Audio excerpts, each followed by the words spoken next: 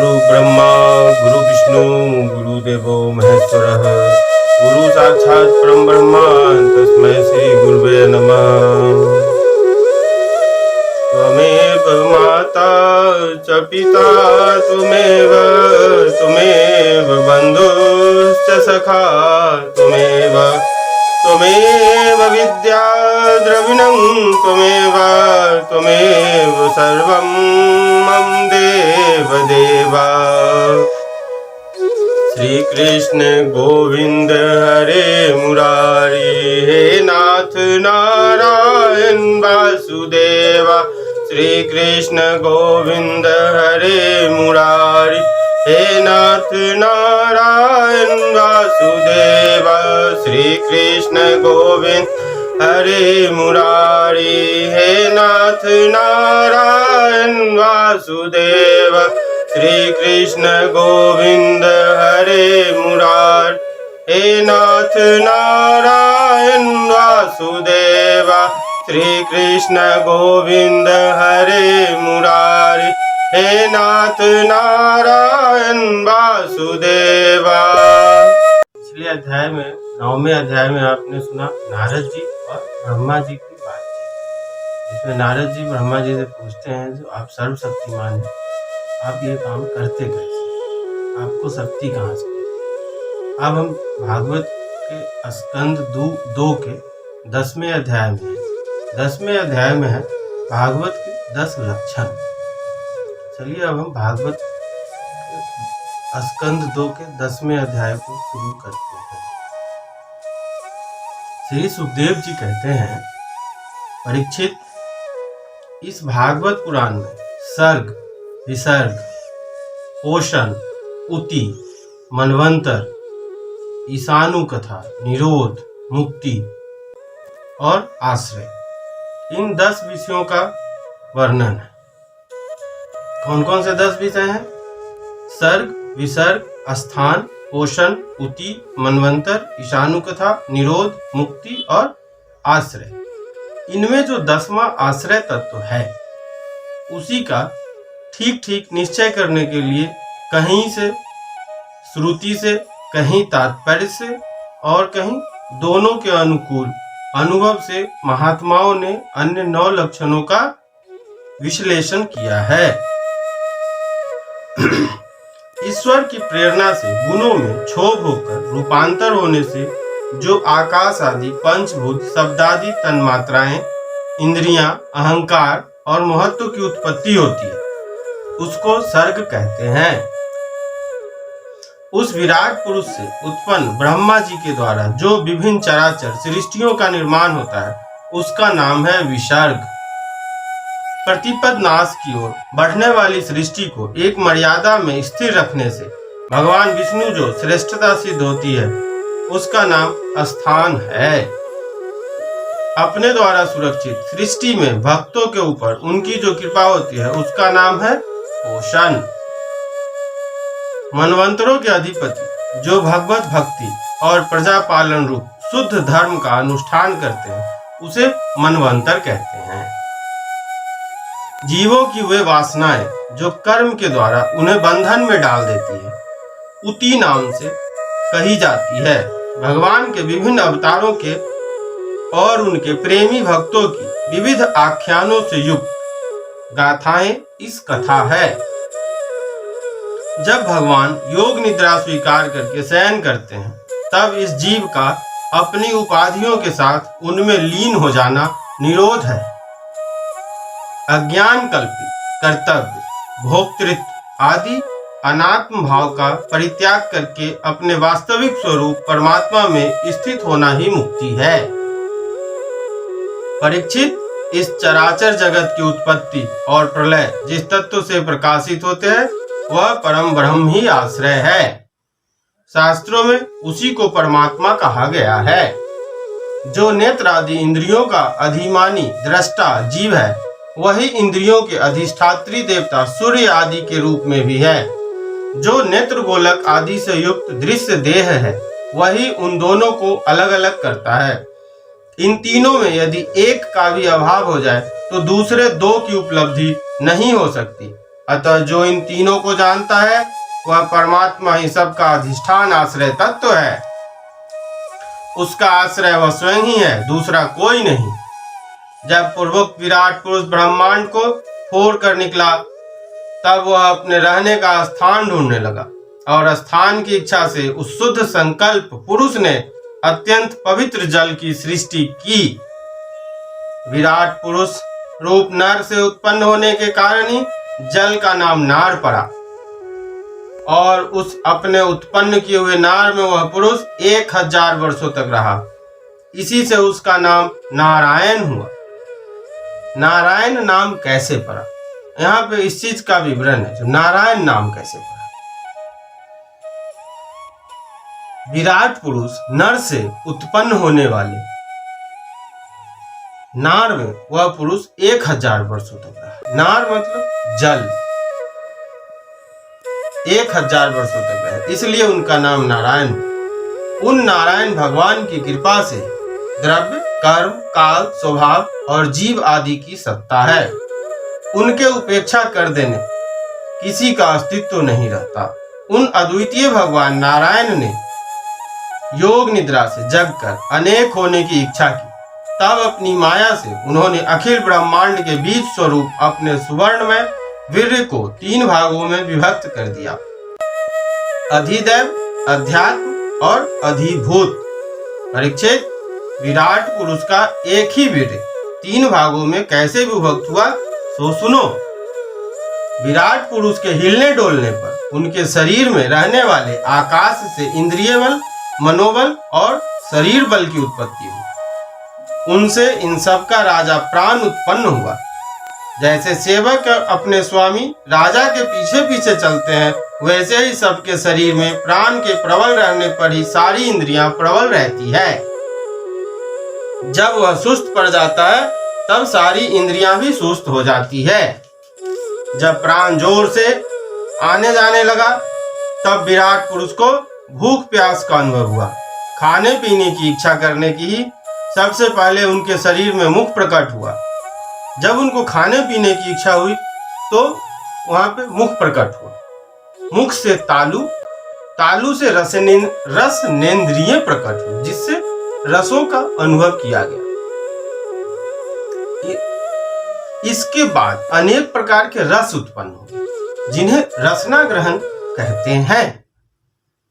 जब उनकी इच्छा बोलने की हुई तब वाक इंद्रिय की उत्पत्ति हुई।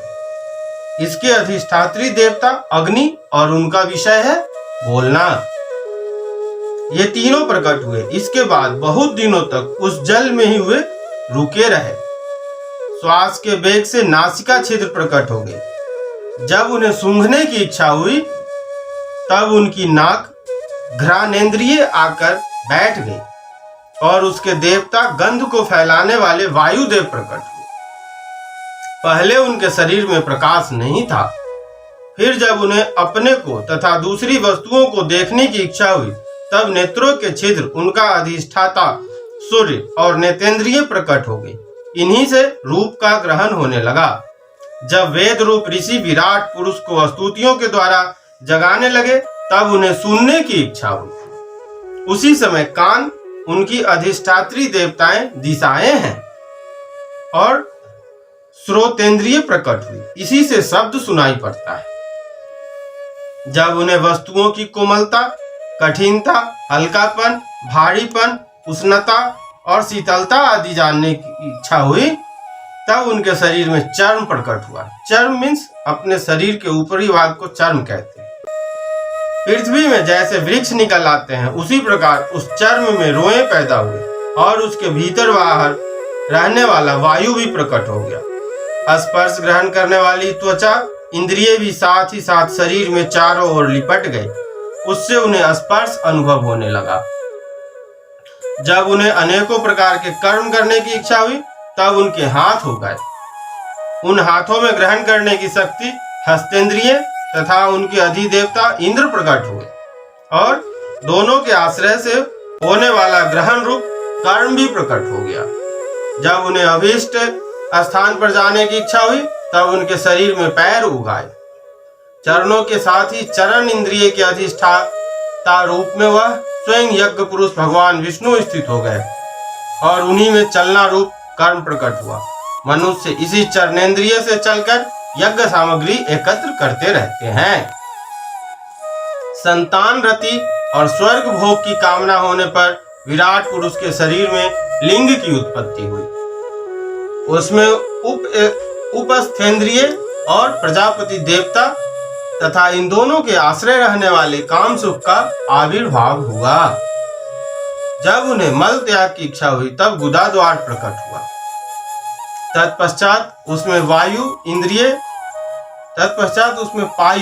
इंद्रिय और मित्र देवता उत्पन्न हुए। इन्हीं दोनों के द्वारा मल त्याग की क्रिया संपन्न होती है। अपान मार्ग द्वारा एक शरीर से दूसरे शरीर में जाने की इच्छा होने पर नाभि द्वार प्रकट हुआ। उससे अपान और मृत्यु देवता प्रकट हुए। इन दोनों के आश्रय से ही प्राण और अपान का विछोह यानी मृत्यु होती है। जब विराट पुरुष को अन्न जल ग्रहण करने की इच्छा हुई तब कोख, आते और नारियां उत्पन्न हुई। साथ ही कुक्षी के देवता समुद्र, नारियों के देवता नदियां और तुष्टि और पुष्टि ये दोनों उनके आश्रित विषय उत्पन्न हुए। जब उन्होंने अपनी माया पर विचार करना चाहा तब हृदय की उत्पत्ति हुई। उससे मन रूप इंद्रिय और मन से उसका देवता चंद्रमा तथा विषय कामना और संकल्प प्रकट हुआ। विराट पुरुष के शरीर में पृथ्वी, जल और तेज से 7 धातुएं प्रकट हुई। वे सातों धातुएं कौन कौन सी हैं? त्वचा, चर्म, मांस, रुधिर, मेष, मज्जा और अस्थि। इसी प्रकार आकाश, जल और वायु से प्राणों की उत्पत्ति हुई है। श्रोत्रादि सब इंद्रियां शब्दादि विषयों को ग्रहण करने वाली हैं। वे विषय अहंकार से उत्पन्न हुए हैं। मन सब विकारों, उत्पत्ति स्थान और बुद्धि समस्त पदार्थों का बोध कराने वाली है। मैंने भगवान के इस स्थूल रूप का वर्णन तुम्हें सुनाया। यह बाहर की ओर से पृथ्वी, जल, तेज, वायु, आकाश, अहंकार, महत्व और प्रकृति इन 8 आवरणों से घिरा हुआ है। इससे परे भगवान अत्यंत सूक्ष्म रूप है। वह अव्यक्त, निर्विशेष, आदि, मध्य और अंत से रहित एवं नित्य है। वाणी और मन की वहां तक पहुंच नहीं है। मैंने तुम्हें भगवान के स्थूल और सूक्ष्म, व्यक्त एवं अव्यक्त जिन 2 रूपों का वर्णन सुनाया है वे दोनों ही भगवान की माया के द्वारा रचित। इसलिए विद्वान पुरुष इन दोनों को ही स्वीकार नहीं करते। वास्तव में भगवान निष्क्रिय हैं। अपनी शक्ति से ही वे सक्रिय बनते हैं। फिर तो वे ब्रह्मा का या विराट रूप धारण करके वाच्य और वाचक शब्द और उसके अर्थ के रूप में प्रकट होते हैं। अनेकों नाम, रूप तथा क्रियाएं स्वीकार करते हैं। परीक्षित, प्रजापति मनु, देवता, ऋषि, पितर, सिद्ध, चारण, गंधर्व, विद्याधर, असुर, यक्ष, किन्नर, अप्सराएं, नाग, सर्प, किमपुरुष, उरग, मातृकाएं, राक्षस, पिशाच, प्रेत, भूत, विनायक, कुष्मांड, उन्माद, वेताल, यातुधान, ग्रह, पक्षी, मृग, पशु, वृक्ष, पर्वत, सरीसृप इत्यादि जितने भी संसार में नाम रूप हैं सब भगवान के ही हैं। संसार में चर और अचर भेद से 2 प्रकार के तथा जरायुज, अंडज, स्वेदज और उद्भिदज भेद से 4 प्रकार के जितने भी जलचर, थलचर तथा आकाशचारी प्राणी हैं सब के सब शुभ, अशुभ और मिश्रित कर्मों के तदनुरूप होते हैं। सत्व की प्रधानता से देवता, रजोगुण की प्रधानता से मनुष्य और तमोगुण की प्रधानता से नारकीय योनियां मिलती हैं। इन गुणों में जब भी एक गुण दूसरे गुणों से अभिभूत हो जाता है तब प्रत्येक गति के 3-3 भेद और हो जाते हैं। वे भगवान जगत के धारण पोषण के लिए धर्म में विष्णु रूप स्वीकार करके देवता, मनुष्य और पशु, पक्षी आदि रूपों में अवतार लेते हैं तथा विश्व का पालन पोषण करते रहते हैं। प्रलय का समय आने पर वही भगवान अपने बनाए हुए इस विश्व को कालाग्नि रूप, रुद्र का रूप ग्रहण करके अपने में वैसे ही लीन कर लेते हैं जैसे वायु मेघमाला को अपने में लीन कर लेता है। परीक्षित, महात्माओं ने अचिंत्य भगवान का इसी प्रकार वर्णन किया है, परंतु तत्वज्ञानी पुरुषों को केवल इस सृष्टि, पालन और प्रलय करने वाले रूप में ही उनका दर्शन नहीं करना चाहिए, क्योंकि वे तो इससे परे भी हैं। सृष्टि की रचना आदि कर्मों का निरूपण करके पूर्ण परमात्मा से कर्म या कर्तापन का संबंध नहीं जोड़ा गया है। वह तो माया से आरोपित होने के कारण कर्तव्य का विरोध निषेध करने के लिए ही है। यह मैंने ब्रह्मा जी के महाकल्प का अवान्तर कल्पों के साथ वर्णन किया है। सब कल्पों में सृष्टि का क्रम एक सा ही है। अंतर है तो केवल इतना ही कि महाकल्प के प्रारंभ में प्रकृति से क्रमशः महत्व आदि की उत्पत्ति होती है और कल्पों के प्रारंभ में प्राकृत सृष्टि तो ज्यों की त्यों रहती ही है। चराचर प्राणियों की वैकृत सृष्टि नवीन रूप से होती है। परीक्षित, काल का परिमाण, कल्प और उसके अंतर्गत मनवंतरों का वर्णन आगे चलकर करेंगे। अब तुम पद्यकल्प का वर्णन सावधान होकर सुनो।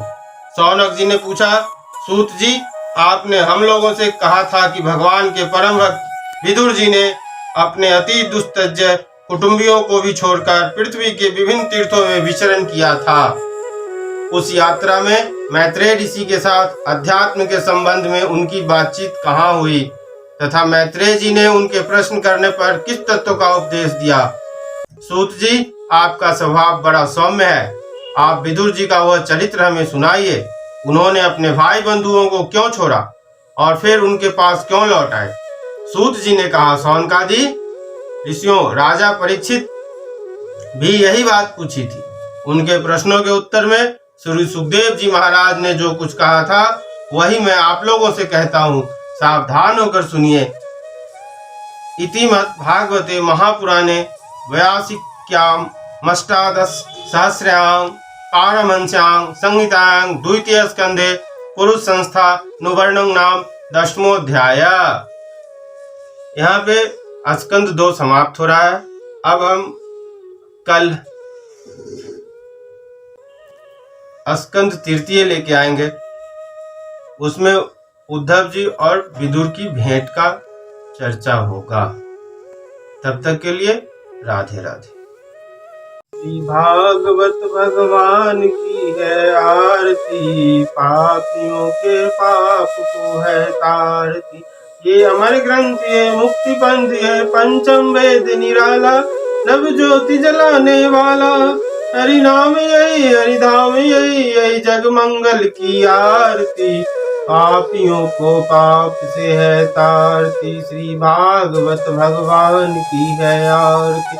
ये शांति गीत पावन पुनीत, पापों को मिटाने वाला, हरि दरस दिखाने वाला। यह सुख करनी यह दुख हरनी, श्री मधुसूदन की आरती। पापियों को पाप से है तारती, श्री भागवत भगवान की है आरती। ये मधुर बोल जग फंद खोल, सन्मार्ग दिखाने वाला, बिगड़ी को बनाने वाला। श्री राम यही घनश्याम यही, यही प्रभु की महिमा की आरती। पापियों को पाप से है तारती, भागवत भगवान की है आरती।